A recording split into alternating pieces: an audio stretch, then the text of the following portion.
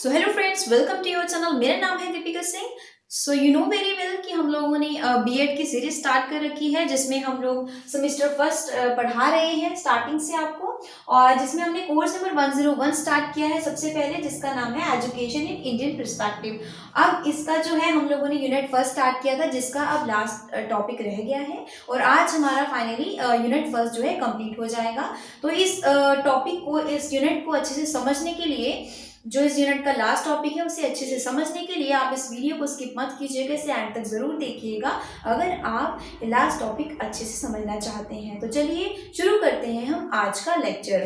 तो सबसे पहले बात होगी कॉन्सेप्ट ऑफ गुरुकुल की। गुरुकुल क्या होता है ये हम आज इस वीडियो में जानेंगे। तो सबसे पहले तो हम आपको ये बता दें कि हम लोगों ने कुछ पॉइंट्स लिख रखे हैं गुरुकुल का मतलब जानने के लिए। तो सबसे पहला पॉइंट है during Vedic period, when a boy attained 7 years of age, he was sent to the house of the Guru, that is the Gurukul। अब इसमें क्या बोल रहे हैं कि पुरातन समय में वैदिक पीरियड में क्या होता था, जब बच्चा 7 साल का होता था उसे गुरु के घर में भेज दिया जाता था, और उसे क्या कहते थे, गुरुकुल। गुरु के घर को क्या कहते थे, गुरुकुल। और किन बच्चों को भेजा जाता था, जो बच्चे 7 साल के हो जाते थे उन्हें गुरुकुल में भेज दिया जाता था। तो ये तो था हमारा फर्स्ट पॉइंट। आई होप आपको फर्स्ट पॉइंट बहुत अच्छे से समझ में आ चुका होगा। अब बात करते हैं सेकंड पॉइंट की। इसमें क्या कह रहे हैं, he resided there till he attend the age of 25 years. अब इसमें क्या कह रहे हैं कि वहां पे जिस 7 साल के बच्चे को गुरुकुल में भेजा जाता था, वो बच्चा वहां पे गुरुकुल में कितने साल तक रहता था, 25 साल तक, 25 ईयर्स तक वो गुरु के साथ गुरुकुल में रहता था। अब ये तो था हमारा सेकंड पॉइंट। अब थर्ड पॉइंट की बात करते हैं। थर्ड पॉइंट में क्या है, गुरुकुल्स वर generally situated in the deep part of forest. अब इसका मतलब क्या है कि जो गुरुकुल्स होते थे वो कहाँ पे होते थे, वो बेसिकली होते कहाँ पे थे, वो डीप पार्ट ऑफ फॉरेस्ट में होते थे, यानी कि बहुत ही घने जंगलों में जो है। डीप का क्या मतलब होता है, डीप का मतलब होता है घने, ठीक है। घने जंगलों में वो जो गुरुकुल होते थे वो घने जंगलों में होते थे, ठीक है। ये हमारा थर्ड पार्ट है। अब देन फोर्थ पॉइंट है, Guru treated students like his own children and the students treat with his guru like their father। अब इसका मतलब है कि जो गुरु होते थे वो अपने शिष्यों के साथ कैसा व्यवहार करते थे, जैसे उनके खुद के बच्चे हैं। वो अपने बच्चों की तरह अपने शिष्यों के साथ ट्रीट करते थे, और जो शिष्य होते थे वो भी अपने गुरु के साथ अपने पिता की तरह उनके साथ व्यवहार रखते थे। बहुत अच्छा व्यवहार होता था। देन ये तो था हमारा फोर्थ पॉइंट। अब फिफ्थ पॉइंट है, they were expected to leave a simple and disciplined life and help the guru in house hold. अब इसका मतलब क्या है कि जो शिष्य होते थे, जो स्टूडेंट्स होते थे, वो अपने गुरु का हर काम करते थे, उनके कपड़े धोते थे, उनके लिए खाना बनाते थे। कौन, जो शिष्य होते थे वो अपने गुरु के लिए मतलब सारे काम करते थे, अपने गुरु के सारे काम करते थे, और जो भी उन्हें गुरु कहते थे करने को, वो सारे काम वो करते थे। चाहे वो मतलब चाहे वो अगर उनके कपड़े धोना है, वॉशिंग, या फिर लकड़ियां चुन के लाना, फिर खाना बनाना, ये सारे काम वो खुद करते थे। कौन करते थे, स्टूडेंट्स, और यही उनकी शिक्षा भी होती थी। तो ये सब काम कौन करता था, जो शिष्य होते थे वो करते थे अपने गुरु के लिए। अब ये तो था हमारा फिफ्थ पॉइंट। देन हमारा लास्ट पॉइंट है कि after the completion of their education the students paid the guru diksha और fees according to their capability. अब इसका मतलब ये है कि जब उनका 25 साल के बाद, ठीक है, अब उनकी पढ़ाई जो है कंप्लीट हो चुकी, अब उनकी शिक्षा कंप्लीट होने के बाद क्या होता था कि जो स्टूडेंट्स होते थे, जो शिष्य होते थे, वो अपने गुरु को गुरु दक्षिणा देते थे, उनको देनी पड़ती थी, या फिर हम उसे फीस भी कह सकते हैं। वो कुछ भी अपने गुरु को देते थे, ठीक है। जो भी उनकी कैपेबिलिटी होती थी वो उसके अनुसार अपने गुरु को गुरु दीक्षा देते थे। तो आई होप आपको ये हमारा लास्ट पॉइंट समझ में आया होगा। आई होप आपको गुरुकुल का कॉन्सेप्ट बहुत अच्छे से समझ में आ चुका होगा। तो ये तो था हमारा कॉन्सेप्ट ऑफ गुरुकुल। सो अब जो नेक्स्ट टॉपिक है वो है कॉन्सेप्ट ऑफ मदरसा। तो अब हम लोग पढ़ेंगे कि मदरसा क्या होता है।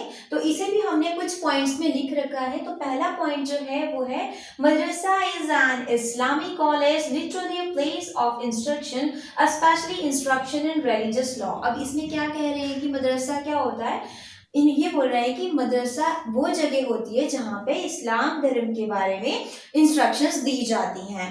तो ये तो था हमारा फर्स्ट पॉइंट। अब सेकेंडली वो क्या कह रहे हैं, in modern usage the term usually applies to schools offering Islamic religious instruction at any level. अब इसमें क्या कह रहे हैं कि अगर हम लोग आज की बात करें, टुडे मॉडर्न इंडिया, ठीक है, अगर हम लोग आज की बात करें तो मदरसा में क्या होता है, मदरसा में सबसे पहले तो हम बात करें कि मदरसा में ऐसा नहीं होता कि वहाँ पे सिर्फ मुस्लिम ही बच्चे पढ़े। और अगर हम लोग आज देखें तो मदरसा में चाहे वो बच्चा किसी भी कम्युनिटी से बिलोंग कर रहा है, चाहे वो हिंदू है, सिख है, ईसाई है, तो हर टाइप का बच्चा यहाँ पर जो है वो एडमिशन ले सकता है, मदरसा में पढ़ सकता है। और मदरसा में इस्लामिक धर्म के बारे में जो शिक्षा दी जाती है, रिलीजियस एजुकेशन के साथ साथ वहाँ पे जो है हमें ऑल टाइप ऑफ एजुकेशनल दी जाती है। कहाँ पे, मदरसा में। तो वहाँ पे हर कम्युनिटी का बच्चा पढ़ सकता है। और लेकिन सबसे ज्यादा जो मेन फोकस होता है उनका वो होता है इस्लामिक धर्म के बारे में, उन्हें इंस्ट्रक्शन देना, उन्हें एट एनी लेवल, उन्हें हर लेवल पे उनकी जो इस्लाम धर्म की है पूरी शिक्षा, पूरा सब कुछ बताया जाए कि इस्लाम धर्म है क्या, उसकी पूरी शिक्षा दी जाती है। कहाँ पे, मदरसा। मदरसा की यहाँ पे बात हो रही है। तो ये तो था हमारा सेकेंड पॉइंट। अब थर्ड पॉइंट है the madrasa can be considered as a building, as a legal entity and as an education institution. अब इन्होंने क्या बोला कि मदरसा क्या होता है, मदरसा एक इमारत होती है, ठीक है, एक बिल्डिंग है जहाँ पे बच्चों को एजुकेशन प्रोवाइड करवाई जाती है, बच्चे होते हैं, ठीक है, वहाँ पे वो एक एजुकेशन इंस्टीट्यूशन है। मदरसा क्या है, जहाँ पे बच्चों को शिक्षा दी जाती है, और ये एक एजुकेशन इंस्टीट्यूशन है, लीगली तरीके से बनाया गया है, और एक प्रॉपर एक इमारत है ये। तो आई होप आपको मदरसा का मतलब समझ में आ चुका होगा, मदरसा का कॉन्सेप्ट बहुत अच्छे से क्लियर हो चुका होगा। तो ये तो बात थी कॉन्सेप्ट ऑफ मदरसा। तो अब हमारा जो नेक्स्ट कॉन्सेप्ट है वो है कॉन्सेप्ट ऑफ मक्ताब। अब मक्ताब का क्या मतलब होता है ये हम अब आगे समझेंगे। तो इसे भी हमने पॉइंट्स में लिख रखा है। तो पहला पॉइंट है मक्ताब और मक्ताब खाना। अब मक्ताब जो है उसे हम लोग मक्ताब खाना भी बोलते हैं, और इसे हम ऑल्सो कॉल्ड ऑल कोताब, इसे हम लोग ऑल कोताब भी बोलते हैं। ये एक अरबिक वर्ड है जिसका मतलब होता है एलिमेंट्री स्कूल्स। अब एलिमेंट्री का क्या मतलब होता है, एलिमेंट्री का मतलब होता है प्राथमिक, यानी कि जो शुरुआती जो शिक्षा होती है उसे हम लोग बोलते हैं प्राथमिक, यानी कि एलिमेंट्री। अब एलिमेंट्री स्कूल्स। आई होप आप लोग जो है फर्स्ट पॉइंट समझ चुके होंगे। अब सेकेंड पॉइंट में क्या कह रहे हैं, though it was primarily used for teaching children in reading, writing, grammar and Islamic subjects, other practical and theoretical subjects were also often taught। अब इसमें क्या कह रहे हैं कि यहाँ पे जो है प्राइमरी जो है बच्चों को, एलिमेंट्री जो है बच्चों को प्राथमिक शिक्षा दी जाती है यहाँ पे बच्चों को, और जिसमें कि बच्चों को रीडिंग करना सिखाया जाता है, बच्चों को लिखना सिखाया जाता है, बच्चों को ग्रामर सिखाई जाती है, और बच्चों के जो सब्जेक्ट्स होते हैं वो होते हैं इस्लामिक सब्जेक्ट्स होते हैं बच्चों के, जिसमें इस्लाम धर्म की जो है पूरी बच्चों को शिक्षा दी जाती है। बच्चों को बेसिकली मतलब बेसिक से ही बच्चों को प्राथमिक एलिमेंट्री जो है एजुकेशन दी जाती है बच्चों को, मतलब बच्चों को थियोरेटिकल भी दी जाती है और बच्चों को प्रैक्टिकल भी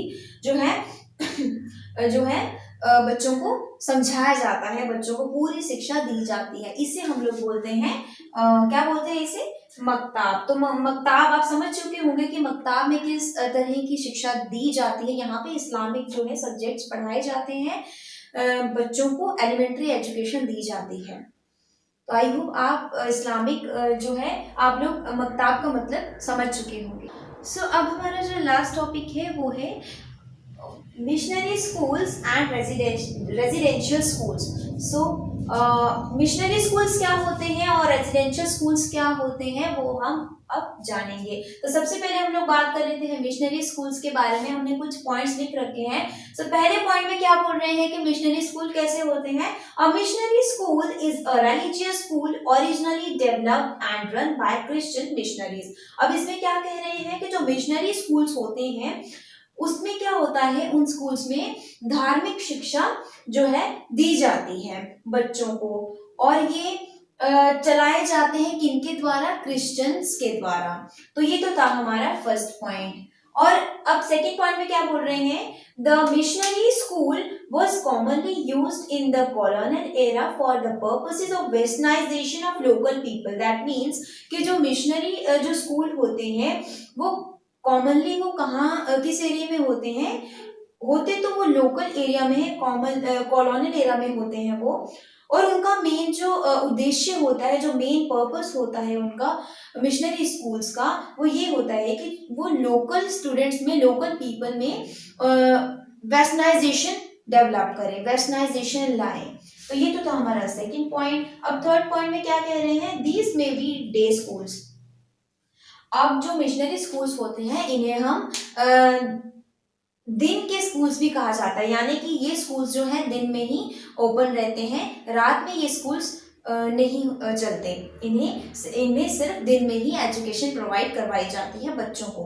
तो अब हम लोग, तो आई होप आपको मिशनरी स्कूल्स का मतलब समझ में आ चुका होगा कि व्हाट इज मिशनरी स्कूल्स। और अब हम लोग बात करते हैं रेजिडेंशियल स्कूल्स की। रेजिडेंशियल स्कूल्स कौन से स्कूल्स होते हैं, तो इन्हें भी हमने कुछ पॉइंट्स में लिख रखा है। सो पहला पॉइंट है the school in which all students stay for the whole year for education। अब रेजिडेंशियल स्कूल्स कौन से स्कूल होते हैं, रेजिडेंशियल स्कूल्स वो स्कूल होते हैं जिनमें हर बच्चे को पूरे साल शिक्षा दी जाती है। मतलब बच्चा जो है पूरे साल जो है बच्चा एजुकेशन लेता है। ये तो था हमारा फर्स्ट पॉइंट। अब सेकंड पॉइंट में कह रहे हैं boarding schools are also such schools. Boarding schools भी यही होते हैं। बोर्डिंग स्कूल्स, हम रेजिडेंशियल स्कूल को हम बोर्डिंग स्कूल भी कहते हैं। In which food and drink is all in the school. अब जिसमें कि बच्चों को फूड भी प्रोवाइड करवाया जाता है और खाने पीने की सारी व्यवस्था, बच्चों को सारी फैसिलिटीज प्रोवाइड करवाई जाती है बच्चों को पढ़ाई के साथ साथ। ये तो था हमारा सेकेंड पॉइंट। और थर्ड पॉइंट में क्या कह रहे हैं, there is also provision in some boarding schools that students stay in school all day and go to their home at night. अब इसका मतलब है कि जो, अब प्रोविजन का मतलब क्या होता है, प्रोविजन का मतलब होता है प्रावधान। हमने डिफिकल्ट वर्ड का मीनिंग पहले ही लिख रखा है ताकि आपका समय जो है वो वेस्ट ना हो, टाइम वेस्ट ना हो। अब जो है इन्होंने बोला है कि जो देयर इज ऑल्सो प्रोविजन, अब कुछ इन सम बोर्डिंग स्कूल्स, अब कुछ जो बोर्डिंग स्कूल्स में है यह प्रावधान है कि that students stay in school in all day. जो स्टूडेंट्स हैं, जो विद्यार्थी हैं, वो क्या करें, स्कूल में वो पूरा दिन वो स्कूल में रहें, and go to their home at night.